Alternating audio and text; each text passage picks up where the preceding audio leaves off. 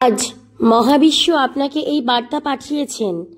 আপনি এই বার্তা গ্রহণ করুন, কারণ ঈশ্বর নিজেই চাইছেন যারা আপনার জন্য ধ্বংসাত্মক কিছু রচনা করেছিল, যারা আপনাকে সর্বশান্ত করতে চেয়েছিল, আজ সময় এসেছে আপনি মানসিকভাবে প্রস্তুত হয়ে যান, কারণ এখন ষড়যন্ত্রকারীদের মুখোশ খুলে যাবে।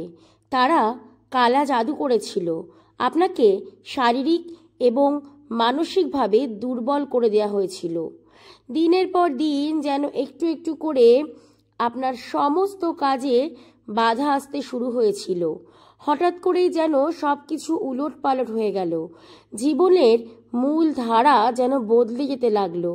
আপনার পথভ্রষ্ট হচ্ছিল। সঠিক চিন্তাধারা আপনি করতে পারছিলেন না, কারণ আপনার শক্তি ক্ষয় হচ্ছিল। আর সেই শক্তি আর কেউ নয়, আপনার আপনজনেরাই ক্ষয় করছে। তারা বিভিন্নভাবে, বিভিন্ন তান্ত্রিক এবং বিভিন্ন জ্যোতিষ, বিভিন্ন নানা রকম জাদু টোনা করে আপনাকে শেষ করতে চেয়েছিল। তারা বিভিন্ন মসজিদ, বিভিন্ন জায়গায় গিয়ে বিভিন্নভাবে বাজে পথ অবলম্বন করেছিল। ফকির বাবার কাছে পর্যন্ত তারা গেছে। আপনি জানেন না তারা অনেক রকম খারাপ কিছু করেছে আপনার সাথে। আপনার নানানভাবে ক্ষতি করে সর্বশান্ত করতে চেয়েছিল, কিন্তু ইতিমধ্যেই তাদের শাস্তি তারা পেয়ে যাবে, কারণ ঈশ্বর আপনার সহায় আছেন। যারা এমনটা করতে চেয়েছিল তারা তাদের কর্মের শাস্তি পাবেন। কি আপনি কি ভাবছেন ঈশ্বরের এত ক্ষমতা? তাহলে তিনি কেন আপনার সাথে হওয়া অন্যায়ের প্রতিবাদ করছেন না? তিনি কেন সেই মুহূর্তে সেই অন্যায়কারীকে শাস্তি দেননি? সেই প্রশ্নের উত্তর আপনি আজ জানতে পারবেন। আশা রাখবো ইউনিভার্সের এই বার্তা ধৈর্য ধরে সম্পূর্ণটা দেখবেন। বন্ধুরা, আপনি ঈশ্বরে বিশ্বাস রাখুন, আপনি ইউনিভার্সের ওপর কৃতজ্ঞতা বজায় রাখুন। আপনার জীবন হবে সুন্দর ও সুগঠিত। জেনে রাখুন, যারা অন্যের ক্ষতি করে, ঈশ্বর যদি তাদের তাৎক্ষণিক শাস্তি দিতেন তাহলে আমরা সকলেই ক্রমাগত বেত্রাঘাতের শিকার হতাম। মানুষ হওয়ার শর্তের অর্থ হলো আমরা সকলেই অসাবধানতাবশত অন্যদের ক্ষতি করি। চিন্তা ভাবনাহীনতা এটি করতে পারে, অর্থাৎ আপনি কখনো নিজের ইচ্ছায় না, অন্যের প্ররোচনে পড়েও আপনার আপনজনের ক্ষতি করতে পারেন, বা যে আপনার ক্ষতি করছে সেও হয়তো আপনার ক্ষতি করার জন্য নিজে থেকে আগ্রহী ছিল না। তাকে কেউ উৎসাহ দিয়েছে, এক কথায় তাকে কেউ মদত দিয়েছে। আপনি অসুস্থ, স্বাস্থ্যচাপ, অস্থিরতা এবং মাথা ব্যথা এইগুলো যদি অনুভব করেন তাহলে জেনে রাখুন শারীরিকভাবে আপনাকে দুর্বল করার চেষ্টা করা হয়েছে। আপনাকে শারীরিক দিক থেকে ক্ষতি করার চেষ্টা করা হয়েছে, যাতে একটু একটু করে আপনি শেষ হয়ে যান। আর যে আপনার ক্ষতি করলো একমাত্র সেই জানলো, আর অন্যরা জানলো না। কিন্তু ঈশ্বর আপনাকে রক্ষা করবেন, আপনি অপেক্ষা করুন। অন্যদের ক্ষতি করা অগত্যা নিষ্ঠুরতা, ঘৃণা বা উদাসীনতার কারণে শুধুমাত্র হয় না। তবে এক্ষেত্রে ঘৃণা বা উদাসীনতা না থাকলে কখনোই একজন মানুষ অন্যের ক্ষতি করতে পারে না। মুহূর্তের উত্তেজনায় আটকে পড়েও অনেকে হয়তো মানুষের ক্ষতি করে, আপন মানুষরাই বেশি করে। কিন্তু যখন আপনার ক্ষতি করা হয়ে গেল তখন কিন্তু পিছনে সরে এসে কি ঘটেছিল তা ভেবে দেখার চিন্তাও সে করলো না, কিন্তু তার ক্ষতি করা হয়ে গেল। যদি এমন হয় যে সে পরবর্তীকালে অনুশোচনা করে, তাহলে জানবেন তার একটু হলেও পাপক্ষয় হলো। তবে এমন বহু মানুষ আছে যারা অন্যের ক্ষতি করে আরও আনন্দ পান, অনুশোচনা তো দূরের কথা। হয়তো কি ঘটেছিল আপনি নিজেও জানেন না, তা ভেবে দেখার সময়ও আপনার নেই।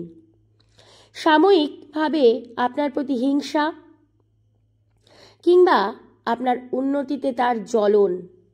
বেশিরভাগ মানুষের তাৎক্ষণিক শান্তি প্রয়োজন হয় না, বরং আমাদের উপলব্ধি এবং অনুতাপের প্রয়োজন হয়। বেশিরভাগ মানুষেরই নিজেদের দায়িত্ব নেওয়ার সুযোগ প্রয়োজন।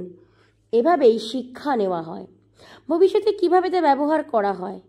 শান্তি বিরক্তিকর এবং এতে শাস্তিদাতাকে শত্রুতে পরিণত করার ঝুঁকি থাকে। ঈশ্বর কেন এটা চাইবেন? ঈশ্বর আমাদের দেখতে থাকেন যে আমরা কতটা অন্যায় করতে পারি, আর যার উপর অন্যায় করি তার কতটা ধৈর্য আছে। আর যখন আপনার পাপের ঘড়া পূর্ণ হবে, অর্থাৎ যে ব্যক্তি আপনার সাথে অন্যায় করল সেই পাপী ব্যক্তির পাপের ঘড়া যতক্ষণ না পর্যন্ত পূর্ণ হবে, ততক্ষণ না তিনি তার চরম পর্যায়ে শাস্তি কখনোই পাবে না। প্রতারিত না হওয়াই ভালো। ঈশ্বরকে কোনো কিছুতেই অবহেলা বা উপহাস করো না। মানুষ যা কিছু করে হয়তো মুহূর্তেই করে ফেলে। যে নিজে সংগ্রাম করে বাঁচে সে কখনোই অন্যের ক্ষতি করে না। আর যারা দুঃখ কষ্ট সংগ্রাম ছাড়াই নিজে জীবনে সব কিছু পেয়ে যায় তারা বিচার বিবেচনা হারায়। ভালো মন্দের গুণ, ভালো মন্দ বোঝার ক্ষমতা তাদের নেই। তারা অন্যের ক্ষতি খুব সহজেই করতে পারে। সকলের সাথে শান্তিতে বাস করতে হবে, সকলকে ভালোবাসতে হবে, তবেই না অন্তরে শান্তি পাওয়া যাবে। বন্ধুরা, হয়তো এই মুহূর্তে আপনি ভাবছেন ঈশ্বর আপনাকে রক্ষা কেন করছে না, ঈশ্বর কেন আপনাকে সাহায্য করছে না, তিনি তো দেখছেন আপনি যে এত কষ্ট পাচ্ছেন। বন্ধুরা, আজ আপনি জানবেন সেই রহস্য, কেন অন্যায় যারা করে, অর্থাৎ অন্যায়কারী যারা আপনার সাথে অন্যায় করছে, ঈশ্বর কেন তাদের শাস্তি দেন না। নাম্বার 1, তিনি ঈশ্বর, অন্যদের হিংসা বা ঈর্ষা করার মানুষ নন। নাম্বার 2, তিনি প্রতিটি মানুষকে সমানভাবে ভালোবাসেন। নাম্বার 3, তার দৃষ্টিতে প্রতিটি মানুষ জন্ম থেকেই পাপী। নাম্বার 4, তিনি একজন ধার্মিক এবং ভালো বিচারক। নাম্বার 5, প্রতিটি মানুষ জন্মগতভাবে পাপী, তাই প্রতিটি মানুষই শাস্তির যোগ্য। নাম্বার 6, তিনি প্রত্যেকটি আত্মাকে ভালোবাসেন, তাই তিনি প্রতিটি মানুষের প্রতি করুণা প্রদর্শন করেন। কিন্তু এই পৃথিবীতে বেঁচে থাকা পর্যন্ত প্রত্যেকটি মানুষের পাপ ক্ষমা করেন। এর অর্থ হলো তিনি প্রত্যেককে তার পাপ জানার এবং স্বীকার করার সুযোগ দেন। বিচারের দিনে তিনি সেই সকল লোকেদের শাস্তি দেবেন যারা মন্দ কাজ করেছে, তাদের পাপ স্বীকার করেনি দুষ্ট লোক, এবং এই সব লোকেদের ছেড়ে চলে যায় যারা কোনো মন্দ পাপ বা দুষ্টতা করেনি। আমি আপনাদের একটা বিশেষ কথা বলি, যারা ধার্মিক, যারা ঈশ্বরের প্রতি বিশ্বাস রেখেছে, তবুও তারা অনেক পাপ করেছে, অনেকের অনেক ক্ষতি করেছে। আপনি ভাবছেন ঈশ্বর তাদের জন্যই আছে, না, ঈশ্বর তাদেরকেও শাস্তি দেবেন। কারণ পাপী ব্যক্তিরা কখনোই তারা শাস্তি না পায় এমন হয় না, তারা তাদের অন্যায়ের শাস্তি পাবেই। যতটা যে পাপ করেছে তাকে তার ততটা পরিমাণ শাস্তি ভোগ করতেই হবে। তবে যারা কোনো পাপ করেনি, কোনো মন্দ ও দুষ্টতার অংশীদার নয় এবং তাদের আত্মাকে সমস্ত মন্দ কাজ থেকে রক্ষা করেন, তিনি তাদের শাস্তি দেবেন। যারা পাপ থেকে তাদের আত্মাকে রক্ষা করে না। আপনার আত্মা অন্যের জন্য খারাপ চায়, কিন্তু আপনি পরমুহূর্তেই আবার নিজের আত্মাকে বোঝান। আপনার কখনো কারোর প্রতি খারাপ চিন্তাও আসে না, এমনও মানুষ আছে। আবার কেউ আছে সর্বদাই অন্যের খারাপ চিন্তা করে, অন্যের ক্ষতি চিন্তা করে।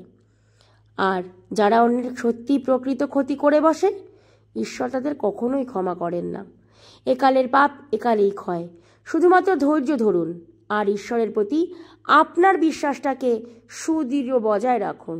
সুদৃঢ়ভাবে ঈশ্বরের প্রতি বিশ্বাস বজায় রেখে দেখুন, শাস্তি তারা পাবেই। অন্যায়কারীকে ঈশ্বর কখনোই ছাড়ে না। পাপীরা পাপের ঘড়া পূর্ণ হওয়ার পরবর্তীতেই সাজা পাবে। তাদের পাপ করতে দিন, কিন্তু আপনি নিজে আপনার মুখ থেকে কখনোই কোনো খারাপ কথা বলবেন না। আপনার আত্মা থেকেও আপনার শত্রুদেরও খারাপ চিন্তা আপনি করবেন না। সকলের মঙ্গল হোক, শুধু এটুকুই বলবেন। দেখুন, আপনি অনেক ভালো থাকবেন। ঈশ্বর আপনাকে ভালো রাখবেন। যত খারাপ পরিস্থিতি হোক না কেন, যত কঠিন পরিস্থিতি হোক না কেন, ঈশ্বর আপনাকে ঠিক পথ দেখাবেন, সঠিক পথে পরিচালিত করবেন। ইনি ঈশ্বর, তার প্রতি আমরা বিশ্বাস হারাতে পারি না। ঐশ্বরিক শক্তি আছে বলেই পৃথিবীতে চন্দ্র সূর্য আছে, দিন রাত আছে।